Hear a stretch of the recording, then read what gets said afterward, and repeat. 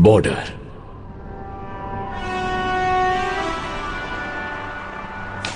जब आप बॉर्डर पर कदम रखते हो ना, आपका दिल खुशी से झूम उठता है।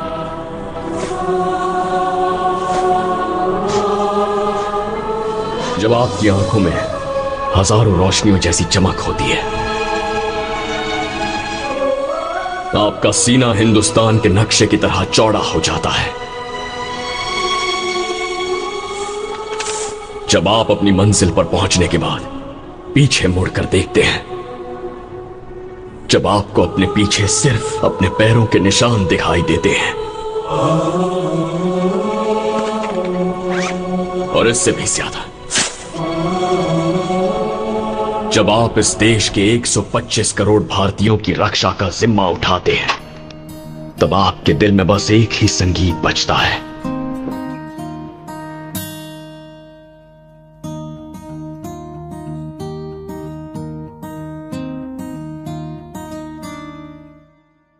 कांधे पे सूरज टिका के चला तू, हाथों में भर के चला बिजलियां।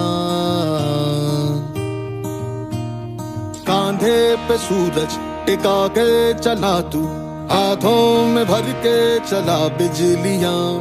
तूफान भी सोचे जिद तेरी कैसी, ऐसा जुनू है किसी में कहा। बहता चला तू, उड़ता चला तू, जैसे उड़े बेधड़क आंधिया। बहता चला तू, उड़ता चला तू, जैसे उड़े आंधिया। मंजर है ये नया, मंजर नया, मंजर है ये नया, के उड़ रही है बेधड़क सी आंधियां। मंजर है ये नया, मंजर नया, मंजर है ये नया, के उड़ रही है बेधड़क सी आंधियां।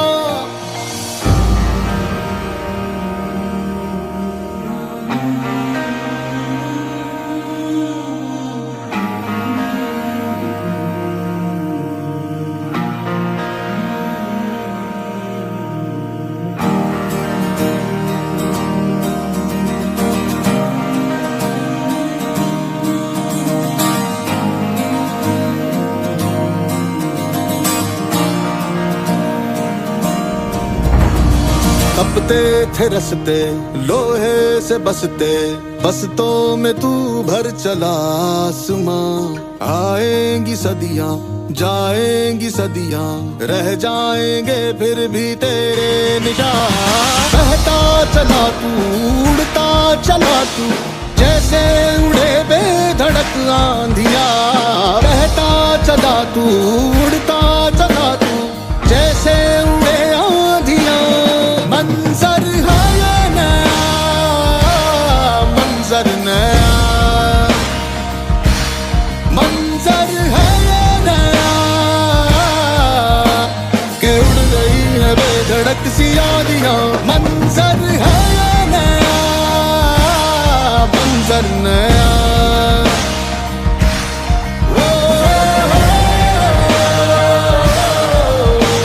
के उड़ रही है बेधड़क सी आंधियां।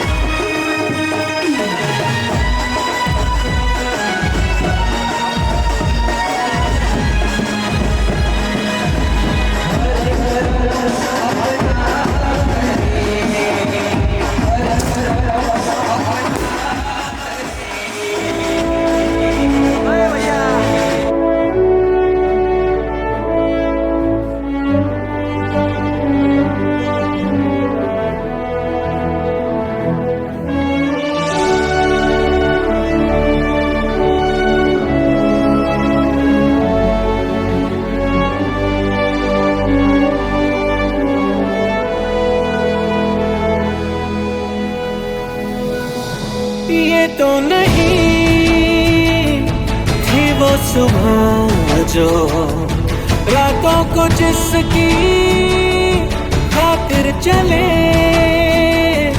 कटता नहीं है ये रास्ता लो, होते नहीं कम ये फासले, पर कम न होंगे बढ़ते रहेंगे ये हौसले, ये हौसले, ये हौसले, ये हौसले।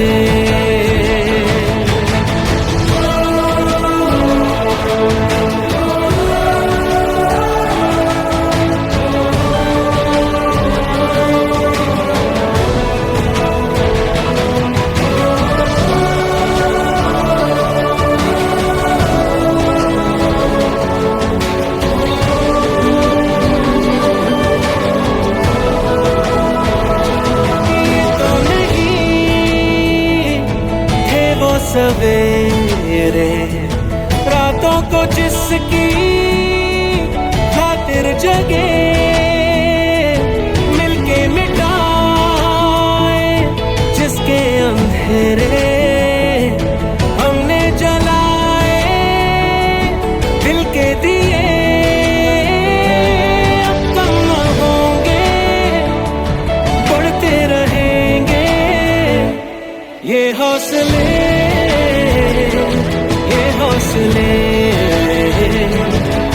हम लोगों की जब हमें मिल जाती है वो एक तो मैच को जीत के जाओ देखकर।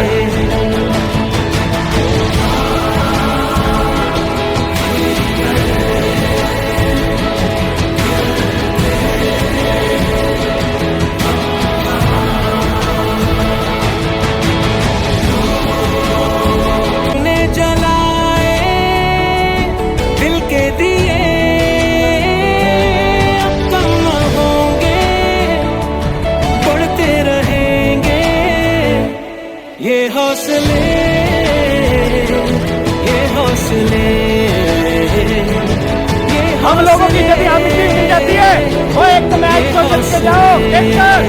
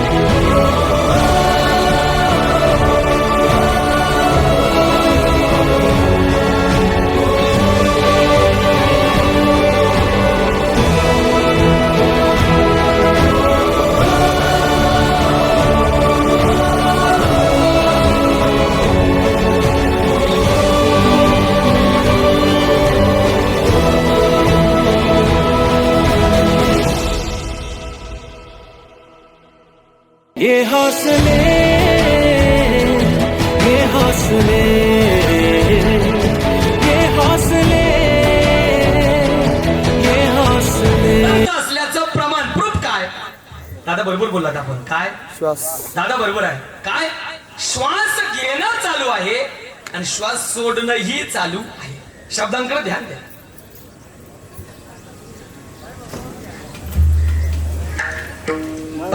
राजाकडे पोपट होता. त्या पोपटाला सांभाळण्याकरता राजानं काही सेवक ठेवलेले होते. 4-6 सेवक ठेवलेले होते आणि त्या सेवकांना सांगितलंय बघा या पोपटाची व्यवस्थित जपणूक करायची, शुश्रूषा करायची आहे आणि पोपटाला सांभाळत असताना अशा प्रकारे सांभाळायचं, जर या पोपटाच्या बाबतीत काही दगाफटका झाला तर काय का पोपटाची शुश्रूषा करत असताना, जपणूक करत असताना जर काही पोपटाच्या बाबतीत का फटका झाला. आणि जर पोपट मेला म्हणून सांगायला जो पहिल्यांदा येईल तोच माझ्या हातून मारणार. तुम्ही ध्यानात घ्या. आता वेळ घेत नाही. कर्मधर्म संयोगाने एक दिवस पोपट मेला. कशाला वेळ घ्यायचा मारायला? मेला पोपट. कर्मधर्म संयोगाने एक दिवस पोपट मेला. राजाला सांगायचंय काय? बोला ना, काय सांगायचंय? बोलते ना, धर्माला संवादी कीर्तन करायची सवय. काय सांगायचंय? कोणाला सांगायचंय? जाता का सांगायला? ऐका, पोपट मेला हे राजाला सांगायचंय. पण जो पोपट मेला म्हणून सांगायला जो जाईल तो तसाच जाईल. विश्लेषण करता येईल याच्यावर. गुरुवारी पठाडे बाबाला एक गोड सांगायचे शिवाजी महाराज. गल्लीतले सगळे उंदीर जमा झाले आणि उंदीर देण्यात घ्या, डोक्यात बाकी घेऊ नका. गल्लीतले उंदीर जमा झाले. ते मांजर कधी आता आपल्यावर हल्ला करून जातं कळत नाही. काहीतरी केलं पाहिजे, पर्याय शोधला पाहिजे.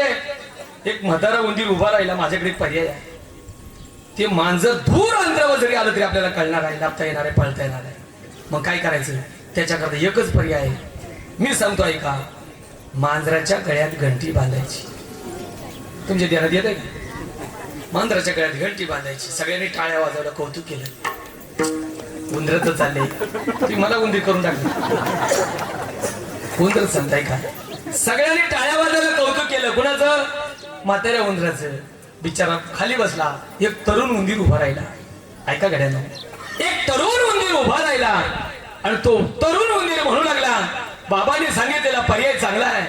दूर अंतरावर जरी आलं मांजर तरी आपल्याला कळणार आहे. गळ्यातली घंटी वाजली की आपल्याला बिळामध्ये लपता येणार आहे, पळता येणार आहे. पण एकच आहे, मांजराच्या गळ्यात घंटी बांधायची मान्य आहे. पण याच मीटिंग मध्ये निर्णय घेऊन टाका, मांजराच्या गळ्यात घंटी बांधायची आहे. पण घंटी बांधायला कोण जाणार आहे याचाही निर्णय घेऊन टाका. कारण जो घंटी बांधायला जाणार आहे तो नाश्त्यावरी जाणार आहे. माझा मुद्दा थांबवतोय. एकच आहे, राजाला सांगायचंय पोपट मेला. त्या सेवकांनी बिरबलाची भेट घेतली का?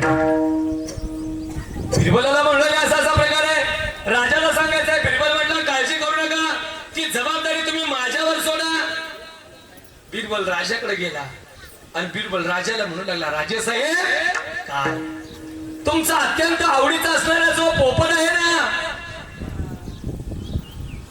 राजा म्हटलं काय झालं पोपटाला? बिरबल म्हणू लागला, राजे साहेब तो पोपट कालपासून बोलत नाही हो. काय? पोपट कालपासून बोलत नाही. राजा म्हटलं नसेल त्याची बोलायची इच्छा, एवढं काय फरक पडतो? ऐका ना, पोपट नवीन पोपट आता मिठू मिठू बोलत नाही. अरे नसेल बोलायचं, असू दे ना. बिरबल म्हणू लागला, राजे साहेब पोपट बोलत नाही याच्यात नवल नाही. पोपट कालपासून चालतही नाही आणि हालतही नाही. राजा म्हटला, अरे दमला असेल, भागला असेल, शिनला असेल, नसेल त्याची चालायची, बोलायची, हालायची इच्छा, आजारी वगैरे पडला असेल, डॉक्टर दवापाणी करा, वैद्य बोलवा, व्यवस्थित जरा जपणूक करा, शुश्रूषा करा. आता नीट ऐका. बिरबल म्हणू लागला, राजे साहेब पोपट बोलत नाही याच्यात नवल नाही. पोपट चालत नाही, हलत नाही, बोलत नाही याच्यात नवल नाही. मग पोपट कालपासून श्वास घेतही नाही आणि श्वास सोडतही नाही. राजा म्हटलं, मग मी याला म्हण की ते तुम्ही म्हणा, मी कशाला म्हणू? माझा मुद्दा तुमच्या गळी उतरायचा आहे का? श्वास घेणं हा स्वीकार आहे. मला इकडे जोडायचं आहे. श्वास घेणं हा स्वीकार आहे, तर घेतलेला श्वास सोडणं हा काय आहे? त्याग आहे. केवळ स्वीकार म्हणजे जगणं नाही, ऐका. आणि केवळ ऐका, सोडणं, श्वास सोडणं म्हणजे जीवन नाही. तर या दोन्हींचा समन्वय एकाच वेळेस होणं म्हणजे तशा अर्थानं जगणं आहे. ऐका ऐका. म्हणून त्याग जेवढा महत्वाचा आहे तेवढा स्वीकार जीवनामध्ये महत्वाचा आहे ना. मग मुद्दा ध्यानात घ्या. काय? या फौजीच्या जीवनाचा विचार करत असताना या फौजीनं उभ्या आयुष्यामध्ये काय एकाच वेळेस या दोन्हींचा समन्वय साध्य केला. फौजीनं कुठला? त्यागही जीवनामध्ये समर्पित केला आणि तशा अर्थानं जीवनामध्ये कुणाचा तरी स्वीकार केलेला आहे. स्वीकार ज्याचा केलेला आहे ती भारत माता आहे. तिच्या सेवेशी व्रतस्थ होत असताना तिचा अंगीकार जीवनामध्ये केला, परिणाम स्वीकार केल्याचा परिणाम तत्क्षणी त्याच वेळेला सगळ्या कुटुंबाचा आणि सर्वस्वाचा सर्व इच्छांचा काय केलेला आहे, त्याग केलेला आहे. म्हणून या फौजीच्या जीवनाचा विचार करत असताना या त्याग आणि स्वीकाराचा समन्वय म्हणजे एका फौजीचं जीवन आहे गाड्यानं. जो देवासाठी बोला, जो धर्मासाठी आणि जो देशासाठी जगला.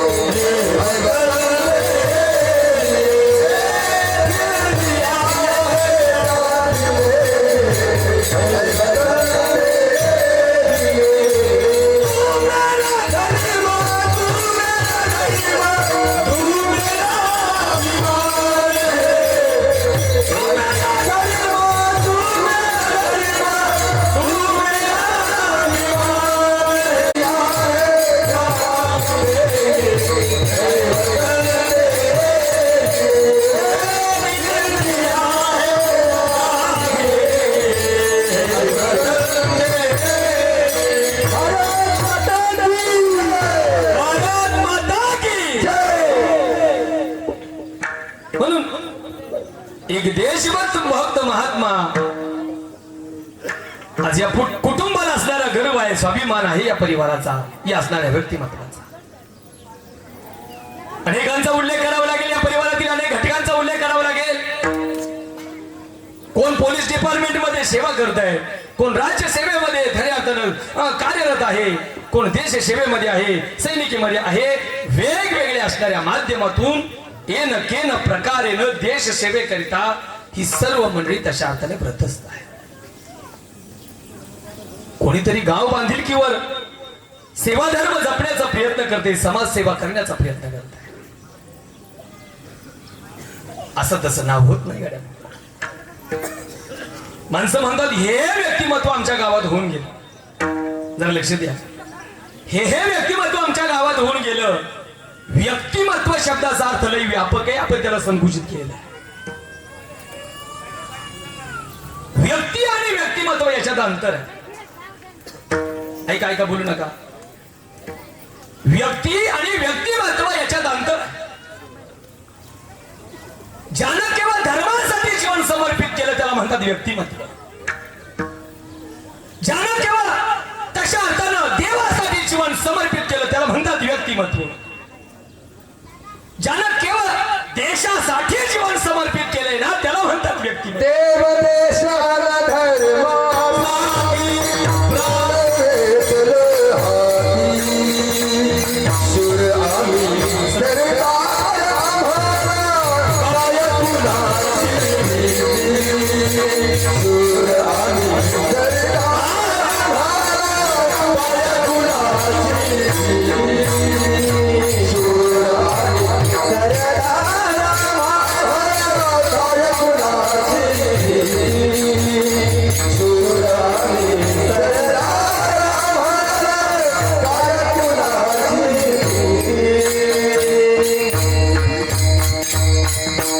व्यक्ती आणि संबंध देशाचाच विचार त्यांच्या डोक्यात आहे त्याला म्हणतात व्यक्तिमत्व.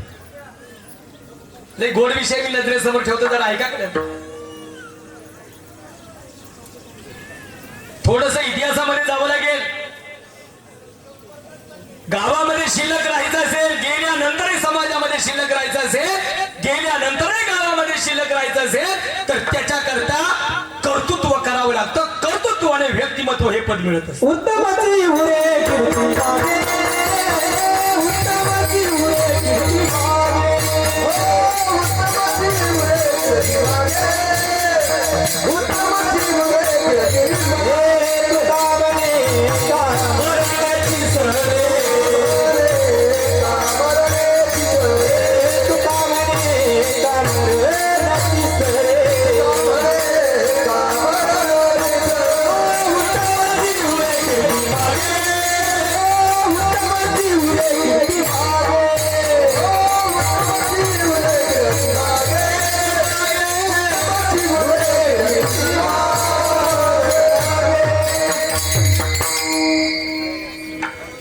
महात्मा गांधींचं एक गोड वाक्य माझ्या नजरेसमोर ऐका, जरा लक्षपूर्वक ऐका.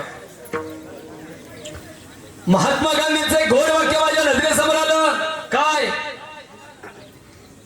महात्मा गांधींचं वाक्य आहे, अमर्यादित क्षेत्रामध्ये अमर्यादित कार्य करण्यापेक्षा मर्यादित क्षेत्रामध्ये अमर्यादित कार्य करता आलं पाहिजे.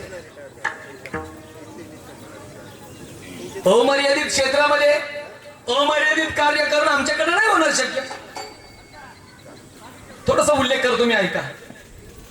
देशाच्या संबंधाने विचार करत असताना महिला मंडळी थोडं इकडे लक्ष द्या ना, इकडे लक्ष द्या, थोडं ऐका ना.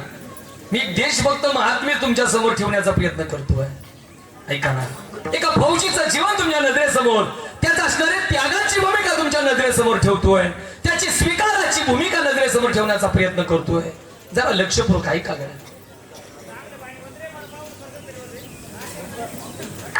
इकडे लक्ष द्या. लाल बहादूर शास्त्री, 10 मिनिटं, ठीक आहे. लाल बहादूर शास्त्री सगळ्यांना माहिती असणारे व्यक्तिमत्व आहे.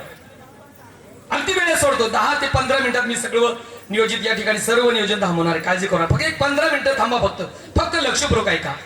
देशासाठी समर्पित जीवन, लाल बहादूर शास्त्री चित्र नजरेसमोर आलं. जय जवान जय किसान हा नारा त्यांचा. गुरुवर्य आमच्या संस्थेचे शिक्षक सद्गुरू जोग महाराज, आमच्या संस्थेचे आठवडी जोग महाराज, त्यांचे शिष्य, निकटवर्तीय शिष्य वैकुंठवासी प्रातस्मरणीय सोनोपंत दांडेकर अर्थात मामासाहेब दांडेकर पुण्यामध्ये राहायचे. एसपी कॉलेजचे प्राचार्य होते. मामांचा दर्शनाकरता एक व्यक्ती रोज दर्शनाकरता मामांचा शिष्य होता, जवळचं यायचं दर्शनाला. मामांच्या समोर पुढ्यात पेपर पडलेला होता, न्यूजपेपर. जरा ऐका. त्यावर शास्त्रींचा फोटो होता. शास्त्री म्हणजे लाल बहादूर शास्त्री. जीवन त्यागाशिवाय परिपूर्ण होत नाही, कुणाचा तरी स्वीकार जीवनामध्ये करावा लागतो, तो ऐका. समोर पुढ्यात अशा प्रकारे पेपर न्यूजपेपर पडलेला होता. तो व्यक्ती दर्शनाकरता मामांच्या रोज नित्य दर्शनाला यायचा. समोर टेबलावर ठेवलेल्या असणाऱ्या त्या पेपरच्या पहिल्याच पानावर शास्त्रींचा फोटो होता, लाल बहादूर शास्त्री. तो दर्शन घेता घेता मामाला म्हणून आला, मिश्किलपणे म्हणू लागला, मामा काय हो, रोज पेपरला फोटो आहे शास्त्रींचा, रोज पेपरला फोटो आहे, आणि काय फरक आहे त्यांच्यात आणि माझ्यात? ही बघा त्यांच्यासारखी टोपी माझ्या डोक्यात आहे. जरा ऐका. आता ही फौजी मंडळी इथं टोपी बघा त्यांच्या डोक्यावर कशी मानानं त्या ठिकाणी शोभते, ती आपल्या डोक्यावर शोभणार नाही. जरा ऐका. त्यांच्या डोक्यावर टोपी आहे, माझ्याही डोक्यात टोपी आहे, काय फरक पडतो? आणि त्यांचा रोज पेपरला फोटो. जरा शब्दांकडे ध्यान द्या. त्यावेळेस ऐका, त्यावेळेस मामा म्हटले बरोबर आहे, त्यांच्याही डोक्यामध्ये शास्त्रींच्या डोक्यात टोपी आहे आणि तुझ्याही डोक्यात टोपी आहे. फरक फक्त एवढाच सांगतो, ऐक. संबंध देशाचाच विचार, ऐका, केवळ देश आणि देशाचाच विचार त्यांच्या डोक्यात आहे, शास्त्रींच्या डोक्यात आहे, म्हणून त्यांच्या डोक्यावर टोपी आहे आणि तुझ्या डोक्यावर टोपी आहे. फरक फक्त एवढंच आहे, खुंटीला अटकवण्यापेक्षा तुझ्या डोक्यावर ठेवलेली आहे, याच्यात काही फरक नाही.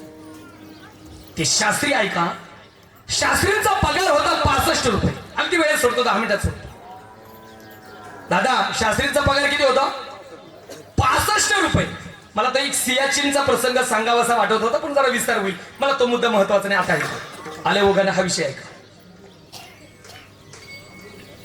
65 रुपये पगार, ते 60 रुपये घर खर्च चालवण्याकरता घरात द्यायचे, 60 रुपये घरामध्ये द्यायचे आणि 5 रुपये स्वतःच्या जवळ खिशामध्ये ठेवायचे. ते प्रवासाच्या दरम्यान कामी यायचे, महिनाभर ते पुरवायचे.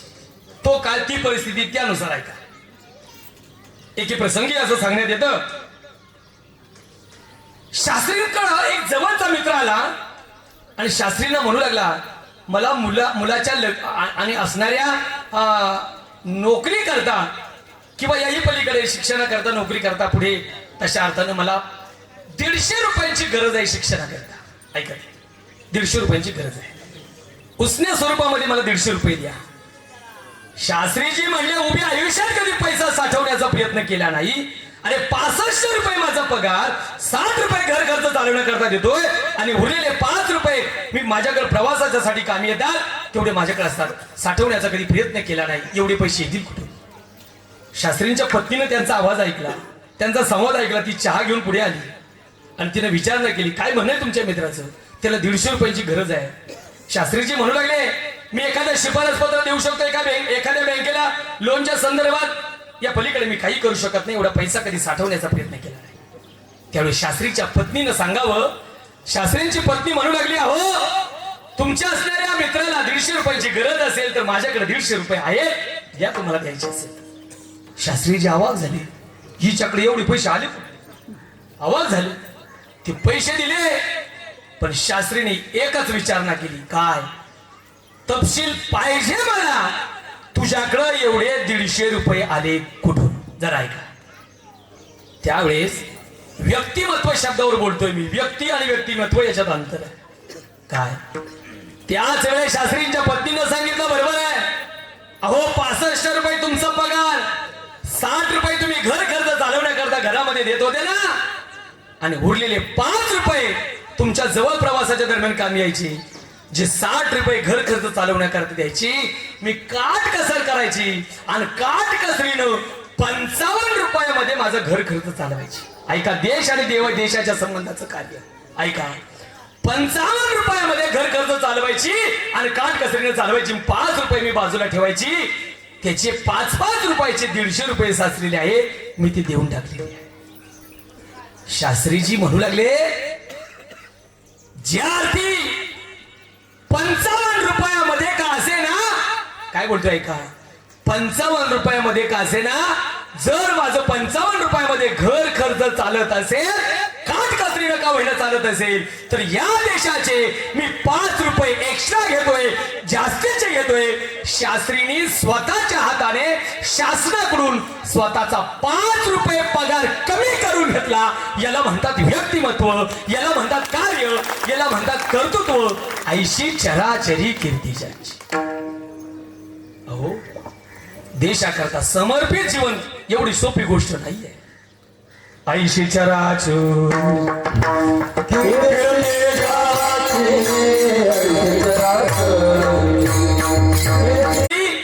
भगतसिंगाला बघण्याकरता पाहुणे मंडळी यायची. उपवर झालं, लग्नाचं वय झालं. एके प्रसंगी एके दिवशी आपल्या असणाऱ्या आईनं त्या भगतसिंगाच्या हातामध्ये 50 रुपयाची नोट ठेवली. भगतसिंगाची परिस्थिती चांगली होती.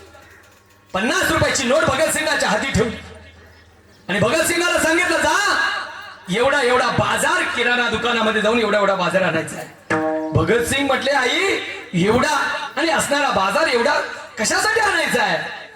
त्याच वेळेस भगतसिंगाची आई म्हणू लागली, भगत तुला बघण्याकरताच पाहुणे येणार आहे. भगतसिंगानं त्याच वेळेस विचार केला, 50 रुपयाची नोट घेऊन जर मी बाजार करेल, घरी आणेल, मला बघण्याकरता पाहुणे येणार आहे, त्यांच्या पसंतीत जर मी उतरलो तर माझं उद्या लग्न होईल आणि अखंडपणे केवळ आणि केवळ मला बाईची सेवा करावी लागणार आहे. मला बाईची सेवा करायची नाहीये, मला आईची सेवा करायची आहे, त्या भारत मातेची सेवा करायची आहे, माझ्या मातृभूमीची सेवा करायची आहे. 50 रुपयाची नोट घेऊन भगतसिंग फरार झाला. 50 रुपयाची नोट घेऊन भगतसिंग जो घराच्या बाहेर निघाला, फरार झाला, तो पुन्हा घरी परत आलाच नाही. सगळ्यांना कथाभाग माहिती आहे, विस्तार करत नाही, इतिहास माहिती आहे. त्या बॉम्ब हल्ल्यामध्ये तशा अर्थानं सुखदेव राजगुरू समेत भगतसिंगाला पकडले. लाहोरच्या जेलमध्ये, ज्या पाकिस्तानमध्ये आहे, त्या जेलमध्ये त्या ठिकाणी टाकण्यात आलं.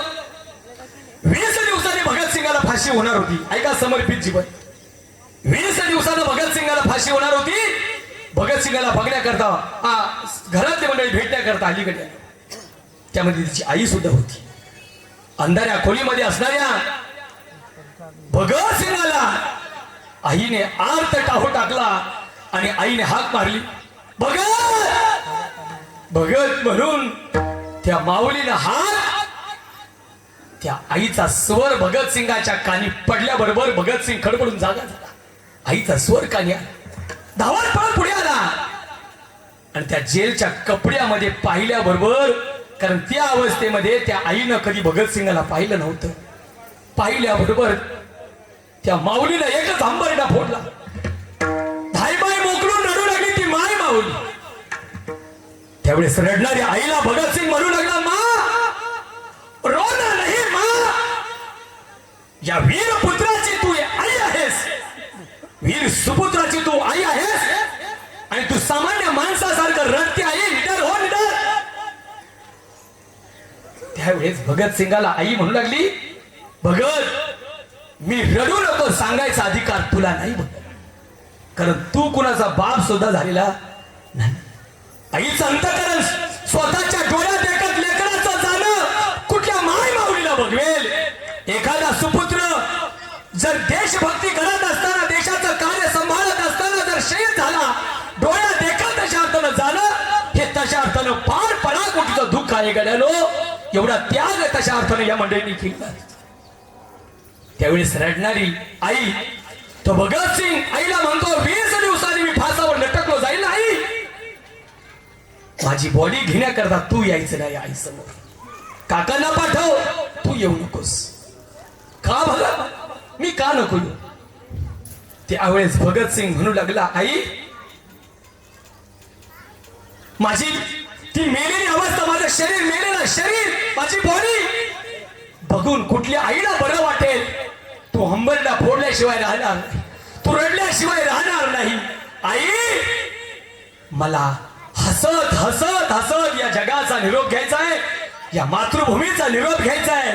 आई सांगू का, आजूबाजूला उभे असणारे ते इंग्रज हरामखोर म्हणतील काय?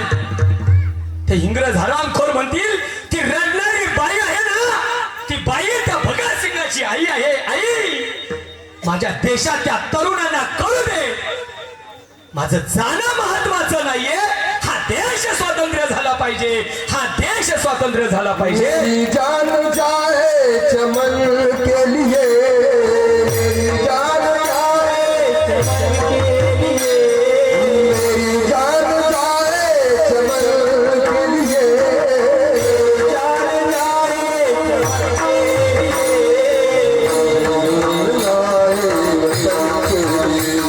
मेरा खून बहे वतन के लिए, मेरी जान जाए वतन के लिए, मेरी जान जाए वतन के लिए, मेरी जान जाए वतन के लिए, खून मेरा चमन के लिए, बहे खून मेरा चमन के लिए, चमन के लिए, मेरी जान जाए वतन के लिए, मेरी जान जाए वतन के लिए, मेरी जान जाए वतन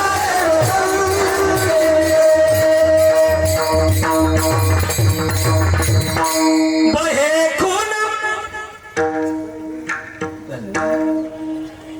मुद्दा एकाच गोष्टीशी निगडीत आहे. अख्खं जीवन जे असणाऱ्या व्यक्तिमत्वाचं जीवन, समर्पित जीवन, त्यागाचं जीवन, तशा अर्थानं या परिवाराकरिता परिवाराचा घरादाराचा त्याग करायचा आणि आवडीनं देशाचा स्वीकार करायचा.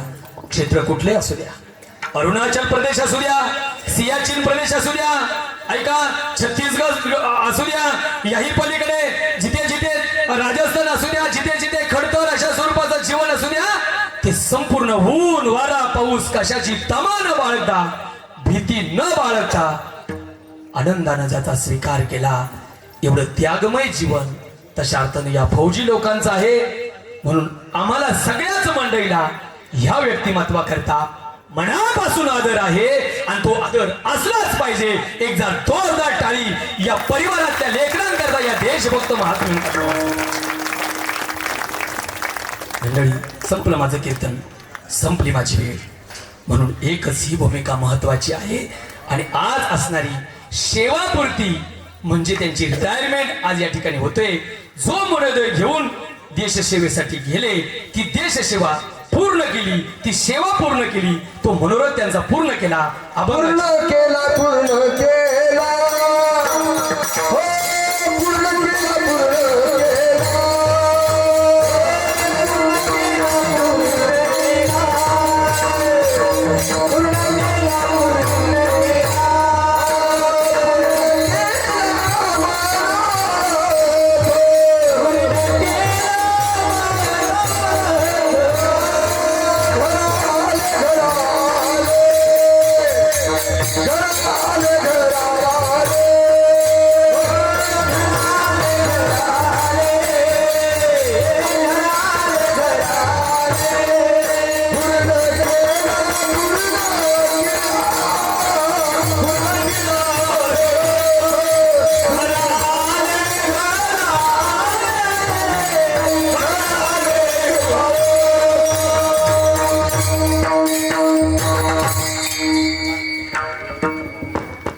छोटस ते कपड, त्या कपड्याकरिता खऱ्या अर्थानं जीवन समर्पित करायचंय.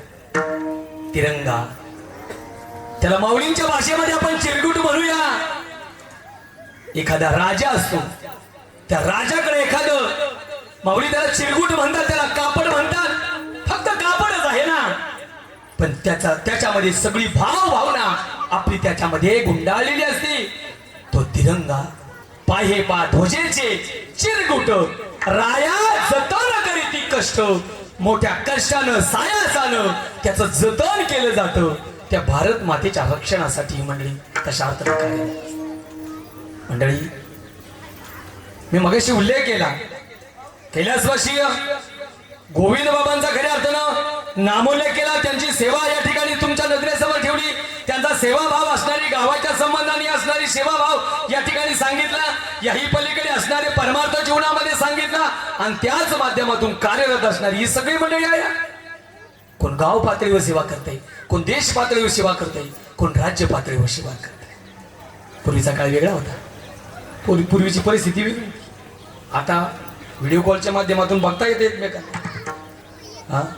पहिलं एखादी बातमी तशा अर्थानं रेडिओच्या माध्यमातून काहीतरी चाललेलं आहे आणि अशा प्रकारे आपल्याला ध्वनी यायची. अक्षरशः ज्यांचा मुलगा देशसेवेमध्ये आहे त्यांचं अख्खं जीवन तशा अर्थानं इकडे असणारं जीवन त्या रेडिओच्या समोर जायचं. न जाणं चुकून एखादी वाईट बातमी येते की काय, माझ्या मुलाची बातमी येते की काय, या भावनेनं त्या रेडिओला चिटकलेली असायची. मंडळी, पहिलं पत्र असायचं, त्या पत्राच्या माध्यमातून व्यवहार व्हायचा. पोस्ट मास्तर, ऐका, तर पोस्ट मास्तर एखादं पत्र गावामध्ये यायचं, घरोघर वाटायचं, जिथे जिथे असेल त्याचा पत्र व्यवहार झालेला आहे तिथे वाटायचं. ज्यांचा मुलगा देशसेवेमध्ये आहे ना, ऐका, ज्यांचा मुलगा देशसेवेमध्ये आहे त्यांची घरची आतुरतेने त्या पत्राची वाट बघायची. महिन्याभरातून एखादं पत्र येईल, तो संदेश येईल आणि तशा अर्थानं सुखरूप अशा स्वरूपाची बातमी आमच्या नजरेसमोर येणार. मला वाटतं नितीन महाराज, तो चिठ्ठीचा व्यवहार तशा अर्थानं आपल्याला करता येईल. एक पंकज उदासचं मला वाटतं एक गाणं आहे, गीत आहे, बोला. सुन हो गई शहर की गलियां, कांटे बन गए बाग की कलियां, कहते हैं सावन के झूले, भूल गया तू हम गई भूले, तेरे बिन जब आई दीवारी, दीप नहीं दिल चले हैं खाली, तेरे बिन जब आई होली, पिचकारी से झूली होली, पीपल को ना श्याम सपना मोला फसल कटी आई बैसाखी तेरा आना रह गया चिट्ठी आई है चिट्ठी आई बड़े दिनों के बाद हमने वतनों को याद बड़े दिनों के बाद हमने वतनों को याद वतन की मिट्टी आई है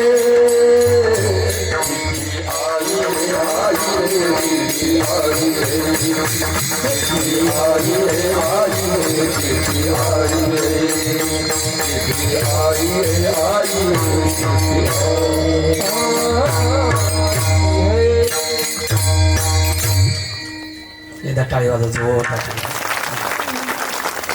म्हणून श्री नामदेव विठ्ठल तातीर हवालदार मेजर म्हणून तशा अर्थानं आजचा असणारा हा सोहळा त्यांच्या स्वागताचा सोहळा आहे सेवापूर्तीचा सोहळा आहे आज गावानं बरं का सगळ्या गावानं तशा अर्थानं त्यांचं स्वागत अत्यंत छान पद्धतीनं केलंय करोडोपतींची लोक बरं का देशासाठी कोणी मरणार नाहीये त्याच्याकरिता कुणाचं तरी न्यायप्रिय जीवन असावं लागतं त्याच्याकरिता एखाद्या शेतकऱ्याचं जीवन असावं लागतं एखाद्या वारकऱ्याचं जीवन असावं लागतं एखाद्या गरीब दीन दुबळ्या लोकांचं जीवन कष्टमय जीवन ज्याचं असतं ना तीच आणि त्यांच्याच परिवारातील लोक देशासाठी जगत असतात आणि त्यांच्याच माध्यमातून देश सुरक्षित राहत असतो आपण झोपतो कार्यरत आहोत सुखा समाधानाची बघा परिस्थिती काय झालेली आहे घनघोर युद्ध झालेली आहे इथे जवळ असणारे अफगाणिस्तानचं पाकिस्तानचं युद्ध जोरात चाललेलं आहे पलीकडे आणि तशा अर्थानं अमेरिकेचं आणि तशा अर्थानं त्या ठिकाणी इराणचं युद्ध चाललेलं आहे युक्रेनची काय परिस्थिती आपण पाहतो सगळीकडे तशा अर्थानं आपण पाहतोय सगळीकडे तशा अर्थानं हाहाकार वाईट परिस्थिती आहे पण तशा अर्थानं आपल्या देशाचं भाग्य आहे मान्य करावं लागेल कणखर नेता आहे आपल्याला पक्ष म्हणून बोलायचं नाहीये ऐका पक्ष म्हणून कोणाची बाजू घ्यायची नाहीये पण आज या देशाचा आणि देशाच्या संबंधाचा गवगवा संपूर्ण जगभर होतोय देशाचं नाव उंचीला पोहोचवण्याचं काम ह्या मंडळीने केले आहे त्याच्यामध्ये मला वाटतं नरेंद्र मोदींचा सुद्धा उल्लेख करावा असा वाटेल ह्या व्यक्तिमत्वाचा सुद्धा उल्लेख करावा असा वाटेल म्हणून त्यांच्या माध्यमातून आज मिलिटरी जवान ही सगळी मंडळी आहे ना आणि मिलिटरी जवानापुढे तो निवृत्त जरी असला देशाच्या विरोधात बोलण्याचा प्रयत्न करू नका बरं का काही चुकीचं काही बोलण्याचा प्रयत्न करू नका तो निवृत्त जरी असला तर त्या क्षणी त्याच वेळेत थोबाडत दिल्याशिवाय राहणार नाही कान पडत दिल्याशिवाय राहणार कारण त्याला तशा प्रकारे घडवलं जातं तो कारखाना आहे अशा प्रकारे देशभक्ती राष्ट्रभक्ती इतकी प्रेरित केलेली असते कणाकणामध्ये रक्तात भिनलेली असते त्यांच्यामध्ये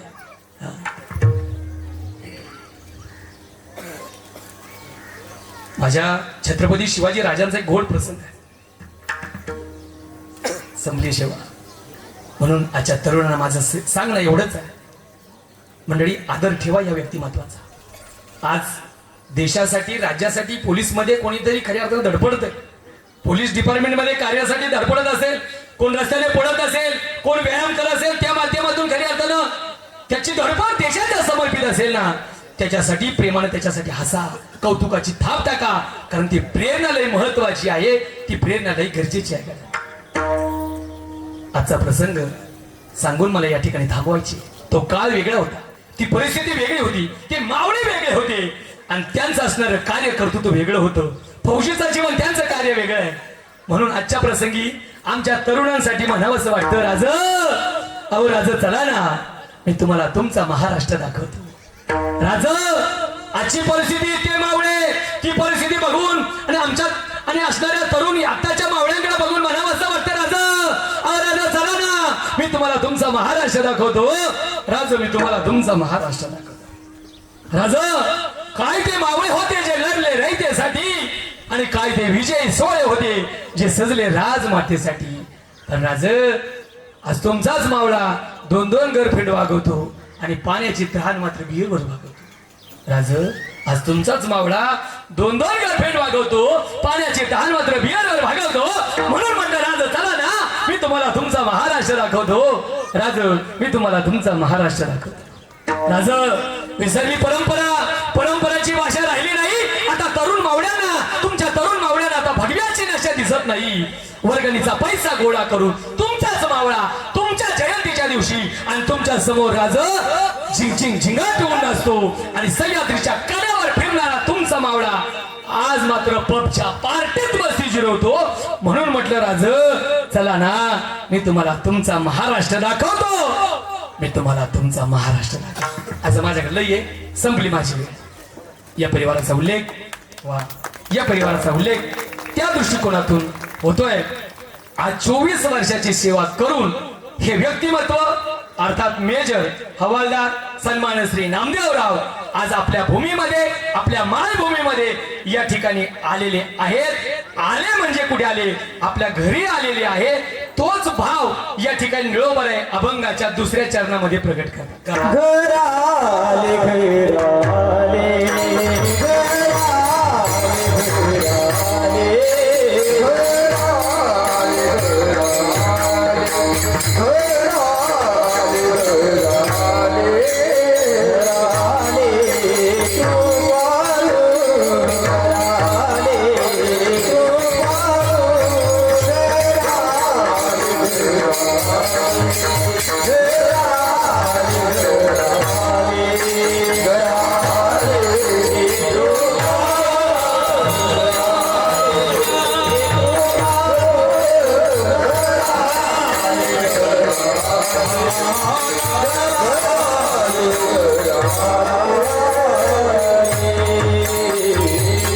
शिवाजी महाराज हा अभंग माझ्या डोक्यात फक्त गाडीमध्ये बसल्यानंतर हा अभंग आला. पूर्ण केला मनोरथ.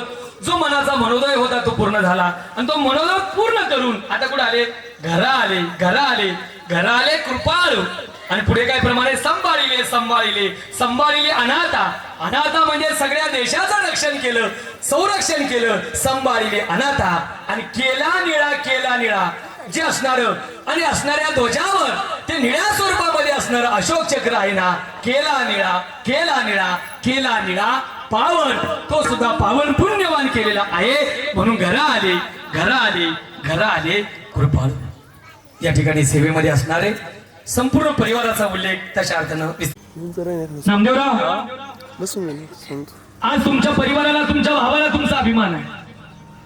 तुमच्या पत्नीला तुमचा स्वाभिमान आहेच आहे. तुमच्या सगळ्या असणाऱ्या आपल्या बापाला तुमचा स्वाभिमान आहे. आईला खरी अर्थानं आपल्या कर्तृत्वाचा स्वाभिमान आहे.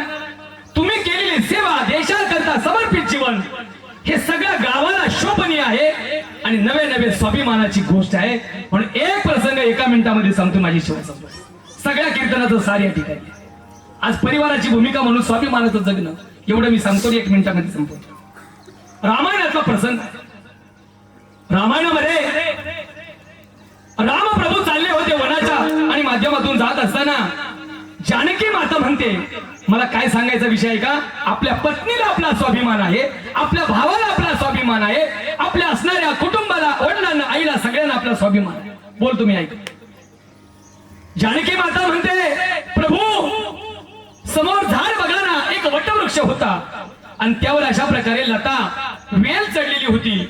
सगळ्या असणाऱ्या झाडावर ती लता चढून एकदम सुंदर अशा प्रकारचं वातावरण किंवा प्रसन्न मुद्रा चित्रण त्या ठिकाणी नजरेसमोर येत होते.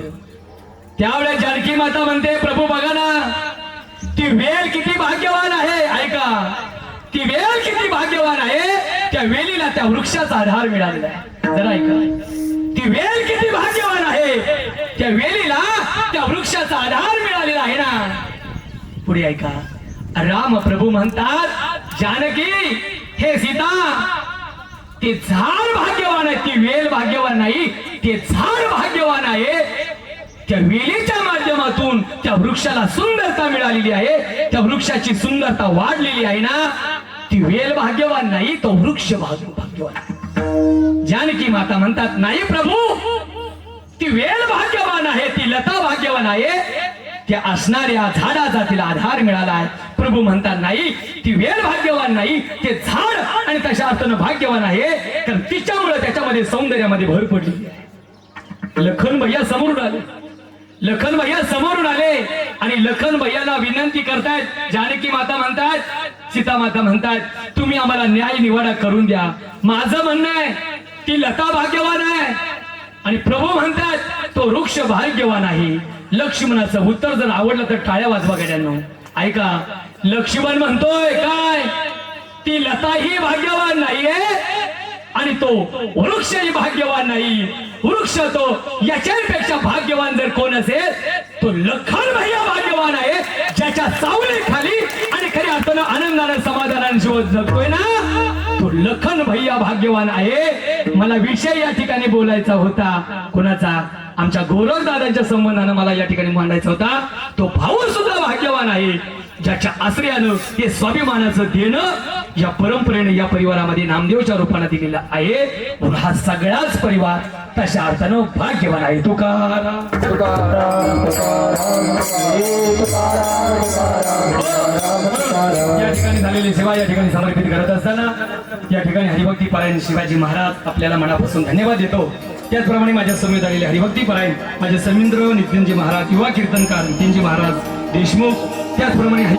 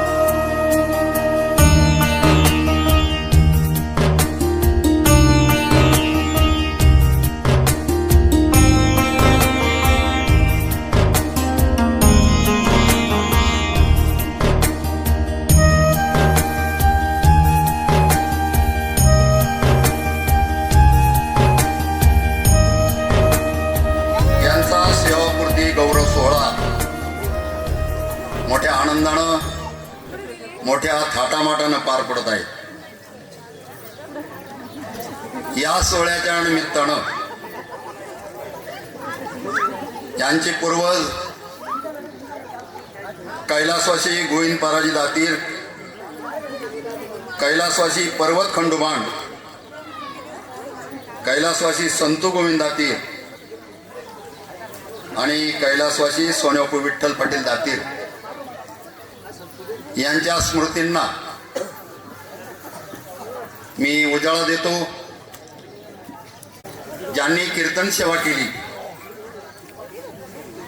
ते हरिभक्त परायण वेदमूर्ती व्यंकटेश महाराज सोनवणे संगमनेर, अध्यक्ष अहिल्यानगर जिल्हा वारकरी साहित्य परिषद यांचंही मी मनापासून दातीर पाटील परिवार आणि सर्व ग्रामस्थांच्या वतीनं हार्दिक स्वागत करतो, हार्दिक अभिनंदन करतो. कृपया थोडं शांतता राखायची. 10 ते 15 मिनिटात कार्यक्रम आवरला जाईल. या कीर्तन सेवेसाठी हरिभक्त पारायण मृदंगाचार्य गाडक महाराज असतील, इतर सर्व महाराज असतील, त्यांचं मी दातीर पाटील परिवारातर्फे हार्दिक स्वागत करतो, हार्दिक अभिनंदन करतो. आणि ते सत्कार हल्ला का मागून जायचं ना. संत सेवाधाम वारकरी शिक्षण संस्था वांबोरी संस्थापक हरिभक्त पारायण किशोर महाराज गडाख यांनी मृदंग वाजवला आहे, त्यांचाही आभार मानतो. या कार्यक्रमासाठी एक मिनिट फक्त. सर्व मान्यवरांना विनंती आहे की आपण हा सन्मान सत्कार जो आहे तो कार्यक्रमाच्या शेवटी करणार आहे, त्यामुळं या ठिकाणी कार्यक्रमामध्ये डिस्टर्ब होईल असं कोणी वर्तन करू नये. कृपया सर्वांनी शांत बसायचे. या कार्यक्रमासाठी हरिभक्त नारायण सोनवणे महाराज असतील, कार्यरत असणारे या गावचे माननीय श्री संपतरावजी पाटील दातीर हे उपस्थित आहेत. त्यानंतर मान्य श्री प्रकाश वसंतराव कोटकर अध्यक्ष स्वराज्य सैनिक कल्याण संस्था हेही उपस्थित आहेत. मान्य श्री सुनील थोरात हेही उपस्थित आहेत. सुभेदार मेजर जगन्नाथ खामकर हेही उपस्थित आहेत. मान्य श्री कॅप्टन भिकाजी भागवत हेही उपस्थित आहेत. या सर्वांचं मी हार्दिक स्वागत करतो, हार्दिक अभिनंदन करतो. मान्य श्री कॅप्टन सुभाष कुडेकर, मान्य श्री राजेंद्र बाळासाहेब आल्हाट, मान्य श्री रामकृष्ण नामदेव सांगळे, बबनराव संपतराव मतकर पाटील, नामदेव मारुती ताजने, संजय साहेबराव गवळी, सकाराम बाळासाहेब लबडे व मान्य श्री मधुकर अशोक कापडी व मान्य श्री पुंजारी पांडुरंग दातीर हे उपस्थित आहेत. या सर्वांचं मी हार्दिक स्वागत करतो, हार्दिक अभिनंदन करतो.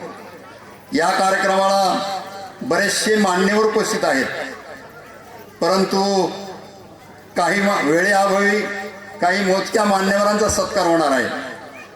आम्हा दातीर परिवारासाठी आपण जे सर्व इथे जमलात हे स्वागतार्ह आहेत, सत्कारमूर्ती आहेत, परंतु वेळेअभावी विशिष्ट काही पाहुण्यांचा सत्कार करणार आहोत.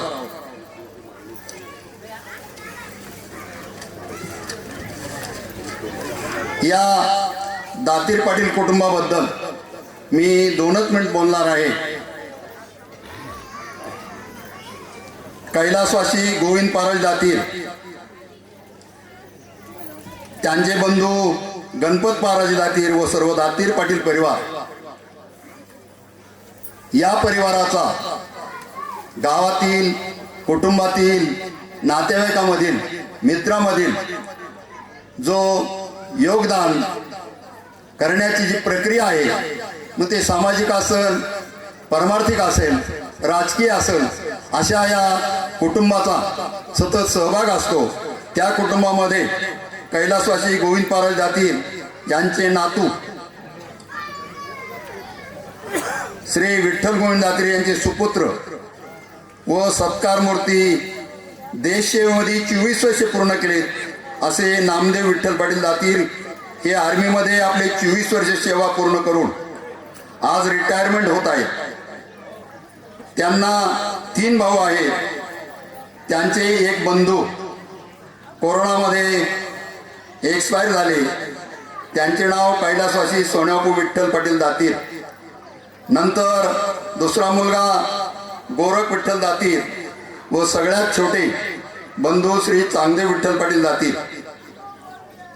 त्यामध्ये श्री मेजर नामदेव विठ्ठल पाटील दातीर यांची पत्नी आशा नामदेव दातीर व त्यांची 2 मुले चिरंजीव सिद्धार्थ नामदेव दातीर हा मोठा मुलगा सध्या 12वी सायन्सची परीक्षा देत आहे व छोटा मुलगा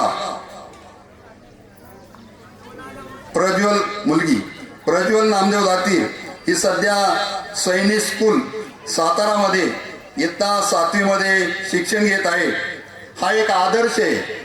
ज्यावेळेला लहान मुलं चांगल्या प्रकारे मोठ्या मोठ्या शाळेमध्ये शिकतात, आता त्यांची तर सेवाच आहे, परंतु आपली मुलं ज्यावेळेला मोठ्या शाळेमध्ये शिकतील त्यावेळेला अशाच प्रकारचे विद्वान होतील, अशा प्रकारचा संदेश या कुटुंबाकडून आपल्याला मिळतोय.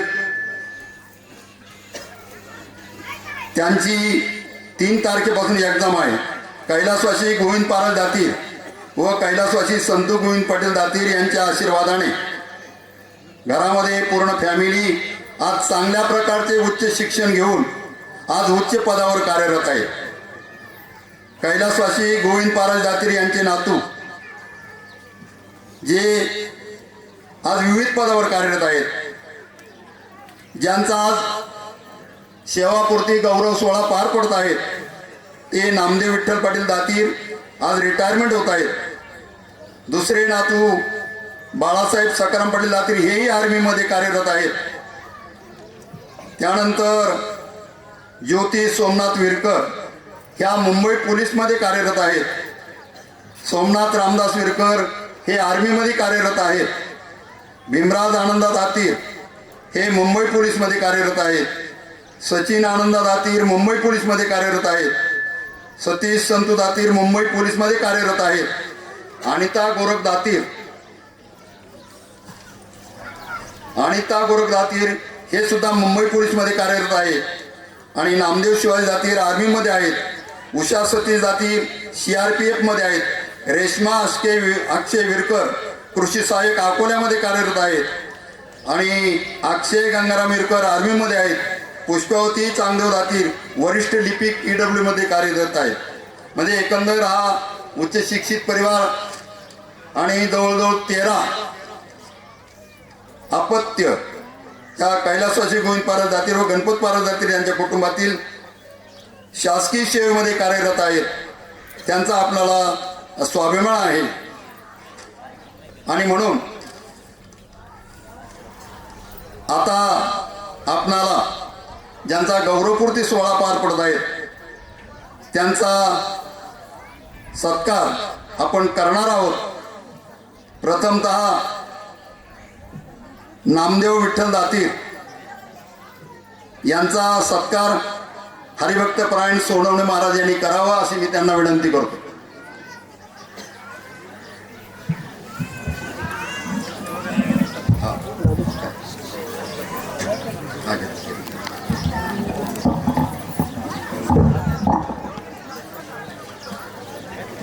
नामदेव विठ्ठल दातीर व त्यांची पत्नी यांनी स्टेजवर यायचंय, आपला सत्कार स्वीकारायचा. ये सेंटरला त्यांना मी विनंती करतो. ज्यांची नाव घेतली जातील त्यांनी कृपया लवकर यायचंय.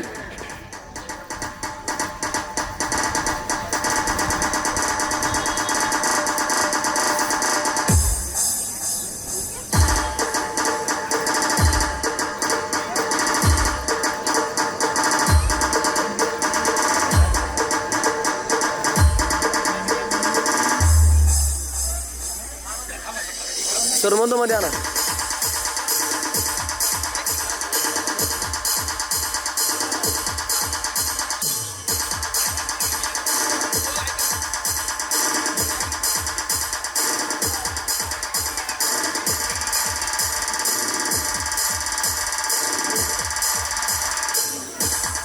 दादू वाईट घे भाई, दादू वाईट घे. पाय पण घ्या.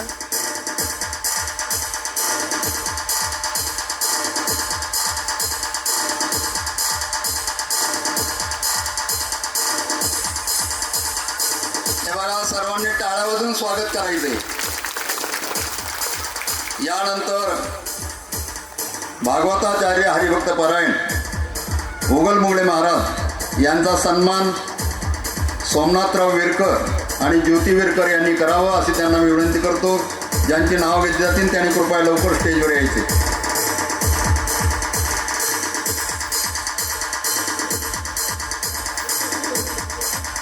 यानंतर पुढं हरिभक्त परायण ज्ञानदेव मावळे महाराज यांचा सन्मान अनिलराव कोले व मनीषाताई कोले यांनी करायचा आहे. कृपया स्टेजकडे यायचे त्यांनी.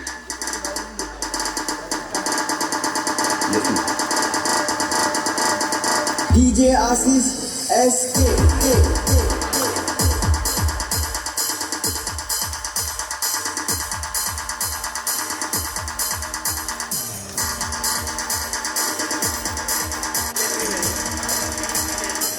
हरिभक्त परायण ज्ञानदेव माऊली महाराज यांचा सन्मान अनिलराव कोले व मनीषाताई कोले यांनी करावा असं मी त्यांना विनंती करतोय.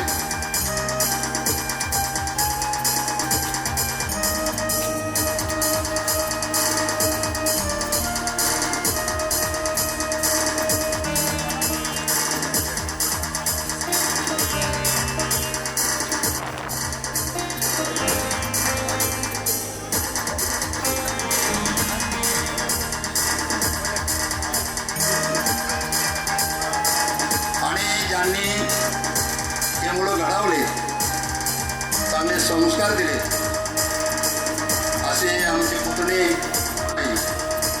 यांचा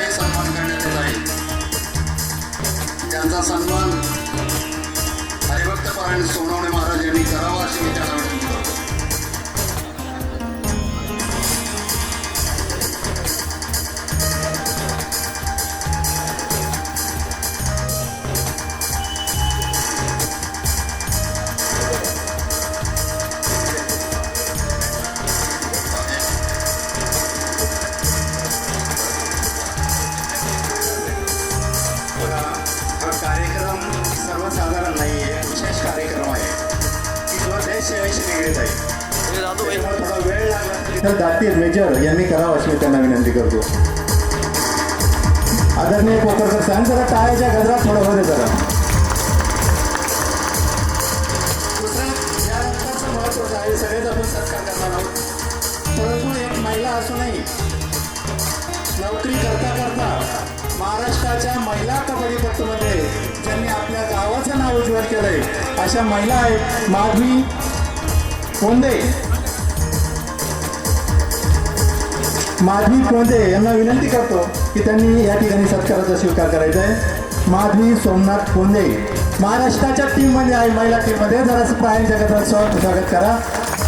यांचा सत्कार करण्यासाठी आशा आणि अनिता भाऊसाहेब भांड यांचाही या ठिकाणी सत्कार आहे की जो भूतान या ठिकाणी सेवा करून आले.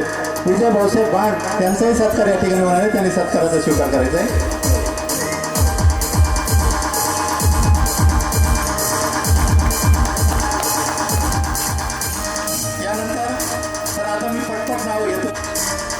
त्यानंतर प्रकाश वसंतराव कोटकर साहेब यांना विनंती की त्यांनी सत्काराचा स्वीकार करायचा.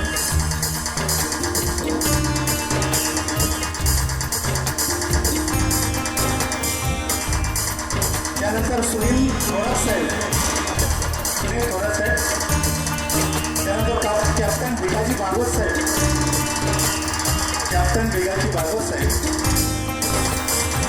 कॅप्टन सुभाष पुणेकर साहेब.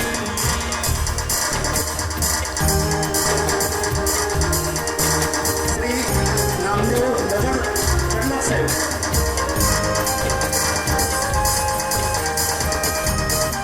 मेजर सकाराम बाळासाहेब लोबडे साहेब. आमचे सन्मित्र, आमच्या गावचे सुपुत्र, आमच्या निमगाव भोजापूर होतोय. ही व्यक्तिमत्व असं आहे, अखंडपणे गावाला वाहून घेतलेलं आहे. म्हणजे रिटायर नाही ते, पण नावाला फक्त मेजर निवृत्त आहे नावाला. यानंतर नामदेव मारुती ताजने साहेब.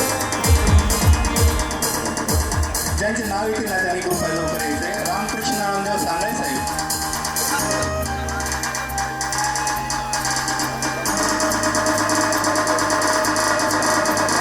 रामकृष्ण संजय साहेबराव डोंगरे साहेब.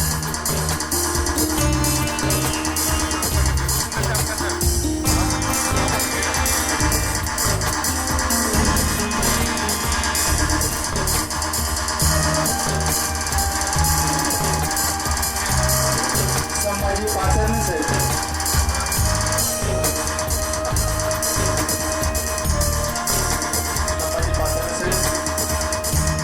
आयर साहेब. गौरी साहेब या. काय नाही, कार्यक्रम वेळेत काळजी करू नका थोडं. रामदास आयर साहेब.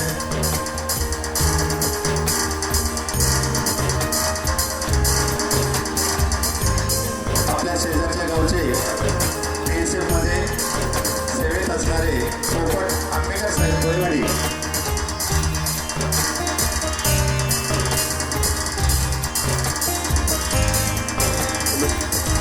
शिवरापूरचे संतोष मैनर सर. कार्यक्रमात होता शिकायला, कार्यक्रमात होतो ना. नांदूर खंडरमाचे मेजर प्रसाद गावकर साहेब. हे सर्व नाही केला देशासाठी सेवा केलेले जवान आहेत. रवींद्र सुभाष डोळजाके साहेब हिवगाव. आज करू, आज नाही श्री गौरव गोळे साहेब. हां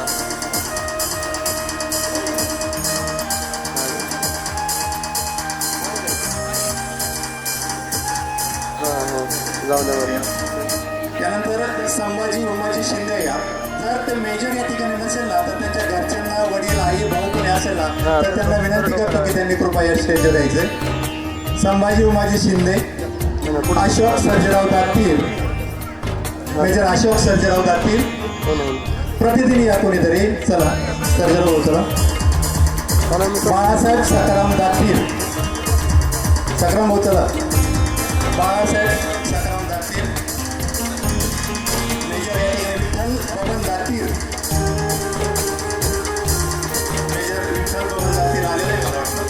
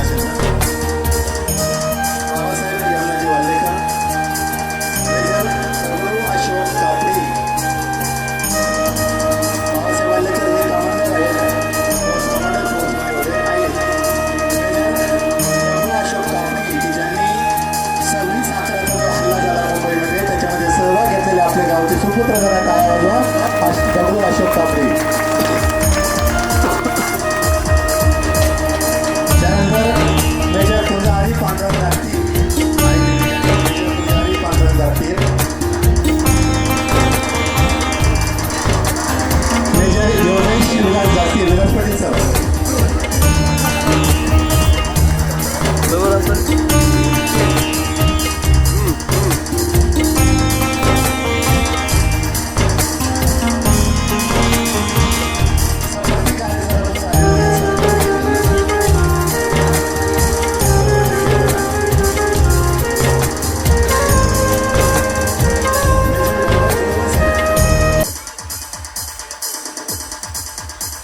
मेजर गौरव गोळे साहेब.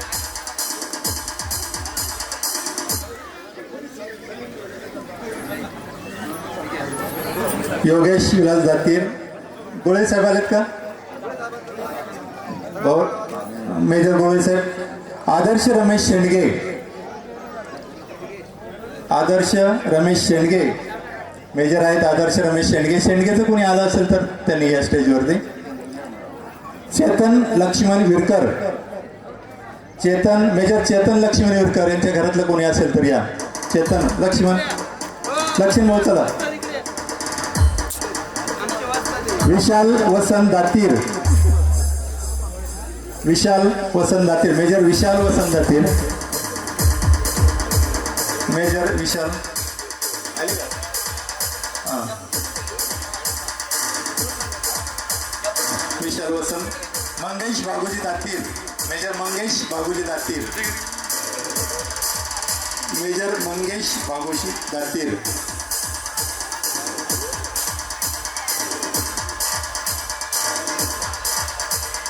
विशेष बाब म्हणजे उषा दिलीप भांड.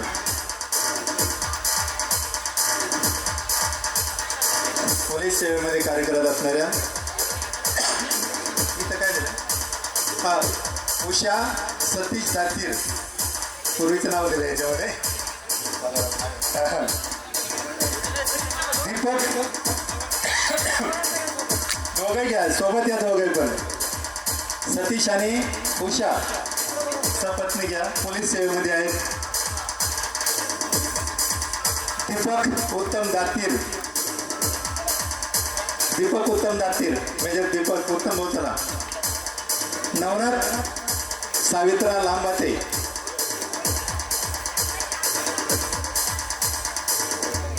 पोखरकर साहेब आपले मेजर कोणी राहिले असेल तर कृपया सांगा. राहिले असेल तर दिलगिरी व्यक्त करतो. हा सगळा गौरव समारंभ आपण आपल्या गावातील जे देश सेवेसाठी कार्यरत आहेत. बबलू दत्तू कापडी. मेजर बबलू त्यांच्या घरातलं कोणी असेल तर त्यांनी यायचंय. कोणी अजून राहिला असेल तर कृपया चला. कोणीतरी चला घर.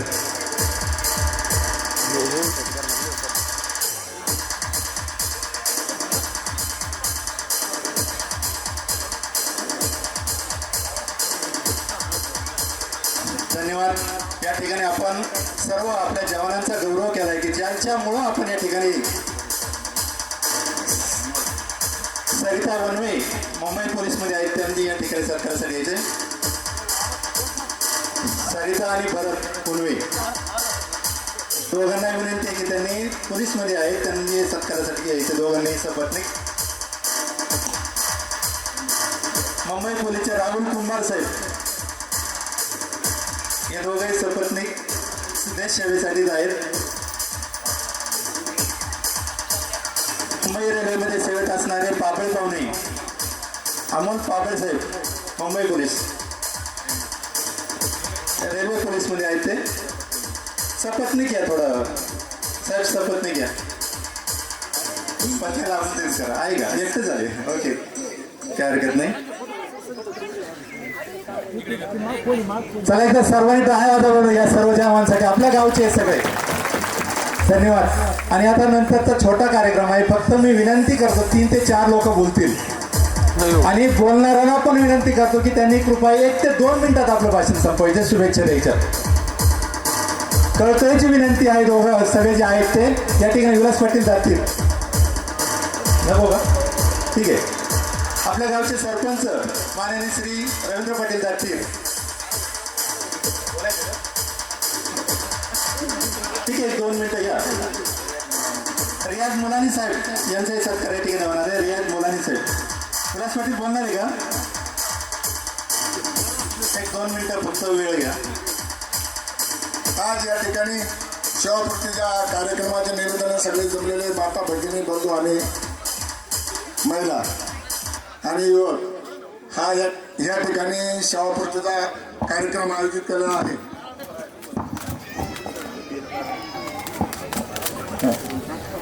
तसेच आमचे बंधू नामदेव आणि त्यांनी जी सेवा केली त्या सेवेचं आज उतराई आपण सर्व ग्रामस्थांच्या उपस्थितीमध्ये करत आहोत. तिने देश सेवा करीत आहे आणि त्यांच्या देश सेवेसाठी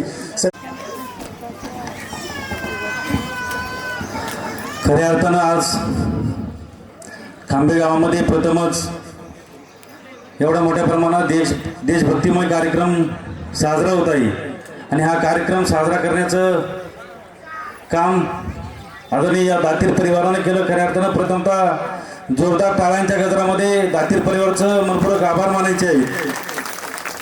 भारत माता की, भारत माता की, भारत माता की, वंदे वंदे वंदे. धन्यवाद धन्यवाद धन्यवाद. मित्रो, आजचा कार्यक्रम साजरा होत असताना खऱ्या अर्थानं खांबेगावचं भूमिपुत्र आणि तुमचा आमचा स्वाभिमान ज्यांनी आपल्या आयुष्यातील 24 वर्ष या भारत मातेच्या सेवेसाठी दिली. मित्रांनो, भारत मातेची सेवा करत असताना तो काळ अतिशय कठीण असतो. या कठीण काळामध्ये ही सेवा करत असताना अनेक संकटांना या मेजर साहेबांना, नामदेव भाऊंना सामोरं जावं लागलं आणि संकट पेलवत असताना आपल्या परिवाराची तमाना बाळगता या भारत मातेची प्रथमतः आपण सेवा केली पाहिजे हा उद्देश ठेवून परिवाराला महाराजांनी सांगितलं त्याग आणि स्वीकार या दोन्ही गोष्टींचा समन्वय साधतो असा व्यक्ती म्हणजे. आणि खऱ्या अर्थाने ते पुण्य फक्त महाराज हे फौजी लोकांनाच भेटतं. हे पुढारी असेल, हे बाकीचे काही कार्यकर्ते असतील किंवा इतर सेवेकरी असतील, सगळ्यात जास्त जर भारत मातेची सेवा करण्याचं पुण्याचं काम जर भेटत असेल तर ते ह्या फौजी लोकांना भेटतं. आणि त्याचा ते भाग्य आज नामदेव भाऊंना या ठिकाणी 24 वर्षाच्या प्रदीर्घ सेवेनंतर भेटलेलं आहे. आणि जाता जाता एकच सांगतो, जास्त वेळ घेत नाही. महाराज सैनिक हा कधीच निवृत्त होत नसतो. देश सेवेतून सैनिक हा एकमेव व्यक्ती असतो, तो देश सेवेतून कधी निवृत्त होत नसतो. आणि त्याचं उत्तम उदाहरण आज या दातीर परिवारानं आणि नामदेव भाऊंनी दिलेलं आहे.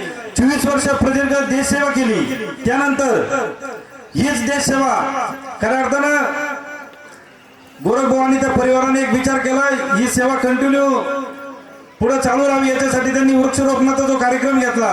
म्हणजे जे झाड लावणारे महाराज ते अनेक वर्ष टिकणारे आणि त्या झाडापासून जे काही फळं असतील, ऑक्सिजन असेल किंवा इतर काही असेल ते कंटिन्यू राहणारे आणि ती आठवण नामदेव भाऊंचे म्हणजे कायमस्वरूपी राहणारे अशा प्रकारचं.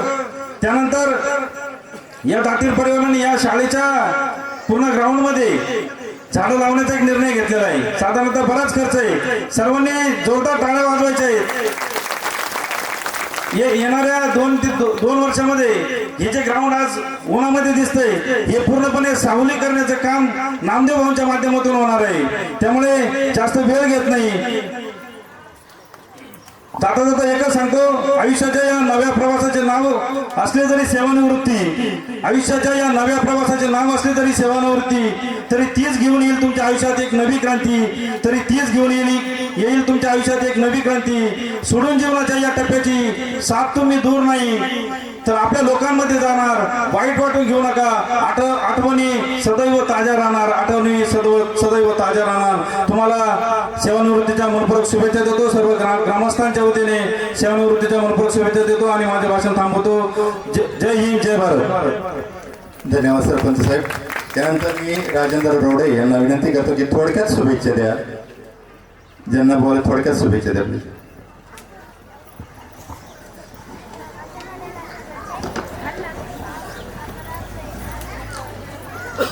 आज या ठिकाणी सेवानिवृत्त श्री नामदेव विठ्ठल दातीर यांच्या सेवापूर्ती गौरव सोहळ्यासाठी या ठिकाणी जमलेलो आहोत. खऱ्या अर्थानं मी येत असताना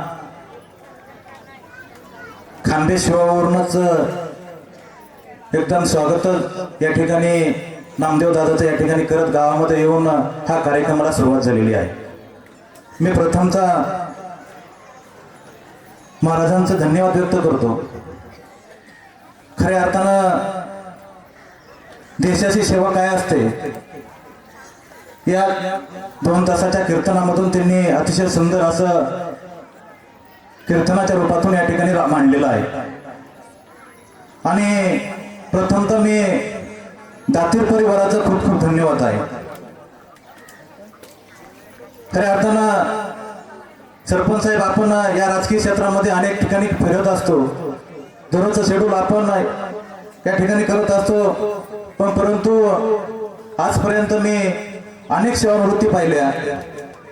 शिक्षकाची सेवानिवृत्ती पाहिली, तलाट्याची सेवानिवृत्ती पाहिली, राज्य शासनाच्या या जे काम करतात असे अनेक सेवानिवृत्ती पाहिल्या.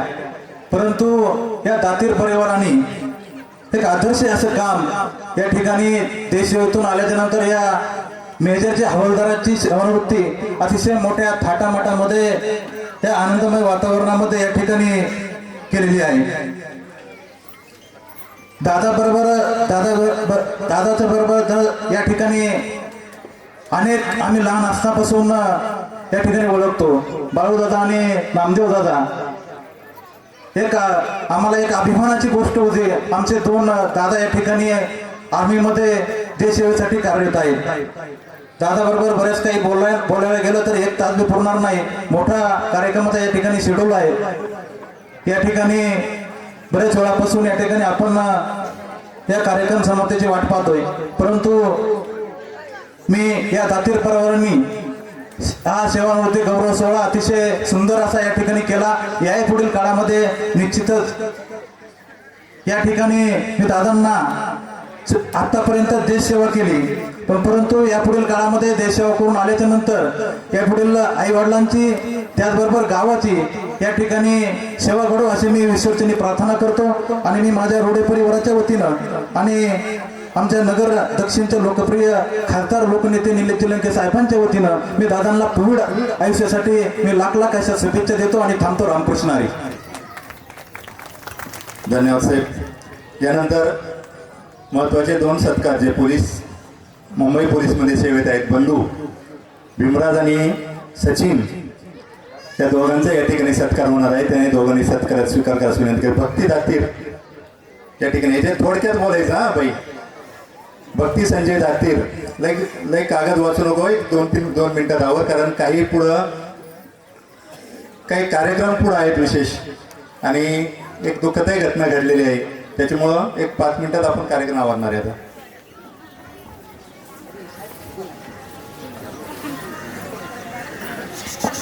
नमस्कार. आदरणीय प्रमुख पाहुणे, मान्यवर उपस्थित अधिकारी, सरकारी कुटुंबीय व आपलेच एक भाग वाटणारे जवान हो, आणि आजच्या या विशेष प्रसंगी उपस्थित असलेल्या सर्व मान्यवरांना माझा स्नेह नमस्कार. आजचा दिवस अतिशय भावनिक आहे. आज आपण अशा एक वीर जवानाच्या कार्याबद्दल कृतज्ञता व गौरव करण्यासाठी एकत्र आलेलो आहोत, ज्यांनी आपला आयुष्य देशसेवेत अर्पण केलं. देशासाठी झिजणं, आयुष्यभर रक्षणासाठी सज्ज राहणं, देशासाठी झिजणं, आयुष्यभर रक्षणासाठी सज्ज राहणं ही गोष्ट प्रत्येकाच्या नशिबी नसते. म्हणून संत तुकाराम महाराज म्हणतात, हेची थोर भक्ती आवडते देवा, संकल्पावे माया संसाराची. आज अशा एका विद्वान, कर्तव्यदक्ष व निस्वार्थ सैनिकाच्या सेवापूर्ती सोहळा आहे, आणि हा क्षण आमच्यासाठी गौरवाचा आहे. ज्येष्ठ जवान श्री नामदेव विठ्ठल दातीर यांनी सैनिकी जीवनातील तब्बल 24 वर्ष देशसेवेत घालवली. ऊन वारा पाऊस झेलत आपल्या प्राणाची पर्वा न करता त्यांनी भारतभूमीची संरक्षणासाठी जीवाचं रान केलं. कधी काश्मीरच्या थंडीत, तर कधी राजस्थानच्या उन्हाळ्यात, तर कधी आसामच्या झाडीत. देश कुठेही हाक मारेल तिथं धावून जाणाऱ्या या शूरवीरानं भारतभूमीच्या संरक्षणासाठी अतुलनीय योगदान दिलं आहे. त्यांच्या या सेवेचं असंख्य संकट आली, पण त्यांनी कधीच पाठ फिरवली नाही. आज आपण त्यांच्या सेवेला मानाचा मुजरा करतो, त्यांच्या वर्दीचा सन्मान करतो. देशाचे ऋण व्यक्त करताना शब्द अपुरे पडतात, पण त्यांच्या डोळ्यामधील चमक, चेहऱ्यावरचा अभिमान आणि कुटुंबाचा त्यागाला वंदन करत आपण एकच गोष्ट म्हणू शकतो, धन्य ते घर जिथून असा एक वीर जन्माला येतो. काकांच्या कार्याप्रती कृतज्ञता व्यक्त करून माझ्या भाषणाला पूर्ण विराम देते. जय हिंद जय भारत. थँक्यू. एक बाल वक्ता आहे आरोही गोरख दातीर, त्याला आपल्या काकांना शुभेच्छा द्यायच्या जरा. याचबरोबर मेजर इंद्रपाल लांडगे यांनी या ठिकाणी आलेले आहेत, त्यांचाही सत्कार या ठिकाणी होईल, त्यांनी सत्कार स्वीकार करायचा. नमस्कार, माझे नाव आरे गोरख दातीर. मी इयत्ता दुसरी शिकत आहे. आदरणीय व्यासपीठ उपस्थित मान्यवर फौजी फॅमिली आणि माझे लाडके पप्पा, आजचा दिवस माझ्यासाठी खूप इमोशनल आहे. आज माझे पप्पा इंडियन आर्मीतून रिटायर होत आहेत. जेव्हा लोक म्हणायचे की तुमचे पप्पा इंडियन आर्मीमध्ये आहेत, तेव्हा माझी मान अभिमानाने उंचायची. मी लहानपणापासून फौजी युनिफॉर्ममध्ये पाहिले आहे. शिस्त, धाडस आणि देशप्रतिप्रेम हे गुण मी त्यांच्याकडून शिकले आहे. पप्पांनी कधीही आम्हाला त्यांच्या कामाचा ताण जाणून दिला नाही. देशाची सेवा हीच आपली सेवा असं म्हणत त्यांनी आम्हाला सर्वांना नेहमी प्रेरित केले. पप्पा, तुम्ही आम्हाला सांगायचेत की देश प्रथम, पण आज मला तुम्हाला सांगावंसं वाटतंय की माझ्यासाठी तुम्ही प्रथम आहात. तुमच्या कृती वाचा मला खूप अभिमान आहे. खूप खूप शुभेच्छा पप्पा. जय हिंद जय भारत. धन्यवाद. धन्यवाद. फार छान तिनं वक्तृत्व केलं, छान माहिती सांगितली आणि स्टेजवरून बोलणं एवढं सोपं नाही आहे. मी आजच्या कार्यक्रम मलाही बोलायचं होतं, पण आता आमच्या माजी सैनिक परिवारातील मान्यवर, वेळेच्या अभावी नामोल्लेख कोणाचाही करणार नाही. या ठिकाणी आपण सर्व major Shri Namdev Vitthal Datir 36 field Maratha regiment यांच्या सेवापूर्ती सोहळ्याच्या निमित्तानं या ठिकाणी उपस्थित आहात. महाराजांनी या ठिकाणी खूप सुंदर असं विवेचन या ठिकाणी आपल्या सर्वांसमोर मांडलं. अनेक उदाहरणं त्यांनी त्या ठिकाणी लाल बहादूर शास्त्रींचं उदाहरण आपल्यासमोर मांडलं.